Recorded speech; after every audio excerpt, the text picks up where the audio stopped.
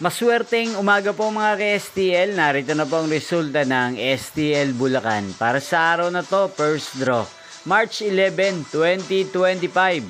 Araw ng Martes. Naway ang mga natayan niyo pong mga numero kanina ay manalo nawa ngayong umagang ito. 11 AM. Kaya kunin niyo na po yung mga tickets. Narito na po ang resulta. Ang mga numerong nanalo sa STL Bulacan ngayong umagang ito, March 11, 2025. 11 AM, first draw result, 27 at 16 in exact order. Sa lahat po ng tumaya kanina sa STL Bulacan para sa first draw ng 27 at 16. Congrats po sa inyo, panalo po kayo. Again, 27 at 16.